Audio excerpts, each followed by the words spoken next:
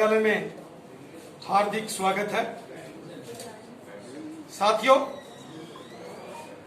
जैसा कि हम सब जानते हैं, हमारे देश के यशस्वी गृह मंत्री अमित शाह साहब 3 दिवसीय जम्मू कश्मीर के दौरे पर आए। यहां माननीय गृह मंत्री जम्मू कश्मीर के अंदर उन्होंने समाज के अलग अलग वर्गों से बातचीत की। गृह मंत्री जी ने जम्मू संभाग के अंदर हो या कश्मीर घाटी के अंदर समाज के अलग अलग वर्गों के जो प्रतिनिधि थे उनसे मुलाकात की और उनकी समस्याओं के समाधान के लिए जो जरूरी कदम उठाने हैं उसके दिशा निर्देश अधिकारियों को दिए। वहीं माननीय गृह मंत्री जी के इस दौरे के दौरान 2 बड़ी जनसभाओं को आयोजित किया गया था, जिसमें एक जनसभा सीमावर्ती क्षेत्र राजौरी के अंदर रखी गई। जो राजौरी के अंदर रैली हुई, जिसमें पुंछ, मेंढर, सुरनकोट, मंजाकोट, थना मंडी, दरहाल, कोटरंका, बुद्धल, ढांगरी, मुरादपुर, डूंगी, चिंगस, नौशहरा, सुंदरवानी, कालाकोट, बुद्धल और मोगला तरियाट क्षेत्रों से लाखों की तादाद में एक जन सैलाब राजौरी की उस रैली में उमड़ कर आया और माननीय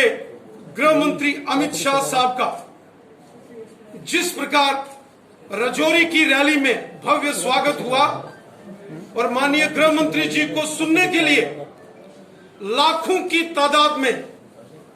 एक जन समंदर, एक जन सैलाब इस सीमावर्ती, अपने आप में ये एक बहुत ऐतिहासिक क्षण थे, ऐतिहासिक पल थे। वहीं माननीय गृह मंत्री जी ने कश्मीर के अंदर जो बारामूला के अंदर जनसभा को संबोधित किया, जिसमें उत्तरी कश्मीर के डिस्ट्रिक्ट बारामूला,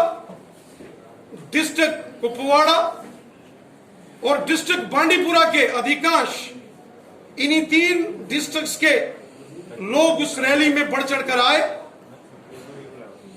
और यह भी एक ऐतिहासिक रैली कश्मीर के इतिहास में लिखी जाएगी, जिसमें हजारों की तादाद में जन सैलाब उमड़ कर आया। जितना जन सैलाब रैली ग्राउंड के अंदर था, उससे 2 गुना लोग सड़क के बाहर थे, जो कि उस रैली में अंदर जगह न होने के कारण से बाहर से ही छतों से, पहाड़ों से उस रैली का दृश्य का नजारा ले रहे थे। मैं हृदय से धन्यवाद करता हूं जम्मू कश्मीर की आवाम का, मैं जम्मू कश्मीर की जनता का शुक्रिया अदा करता हूं, जो कि माननीय गृह मंत्री अमित शाह साहब के इस दौरे को उन्होंने एक ऐतिहासिक, एक यादगार दौरा बनाया और जिस प्रकार राजौरी और बारामूला के अंदर एक जन सैलाब उमड़ कर आया, ये जम्मू कश्मीर के राजनीतिक परिदृश्य को बदलने वाली तस्वीरें। राजौरी की जो माननीय गृह मंत्री अमित शाह साहब की रैली हो या बारामूला के अंदर हुई रैली में जिस प्रकार लोगों ने अपनी पार्टिसिपेशन की, जिस प्रकार लोग राजौरी और बारामूला की रैलियों में शामिल हुए, यह दर्शाता है कि जम्मू कश्मीर एक बहुत बड़े राजनीतिक बदलाव की ओर आगे बढ़ रहा है और पूरे जम्मू कश्मीर के अंदर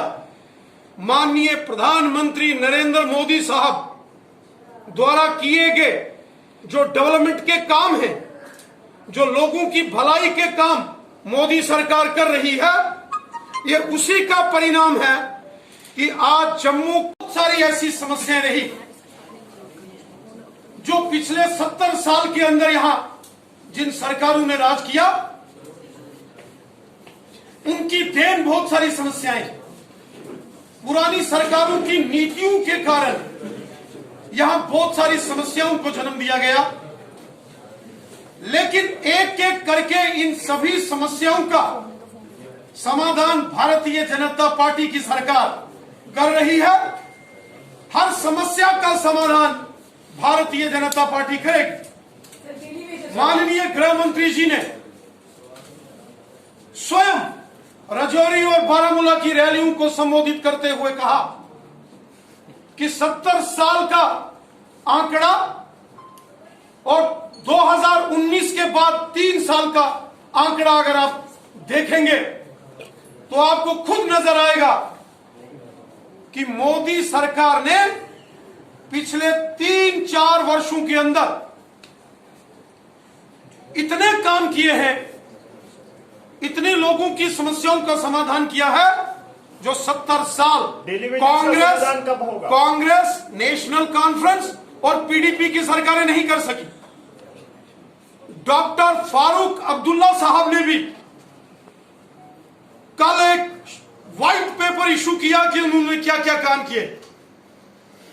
मैं मोहतरम डॉक्टर फारूक अब्दुल्ला साहब को याद दिलाना चाहता हूं। डॉक्टर फारूक अब्दुल्ला साहब,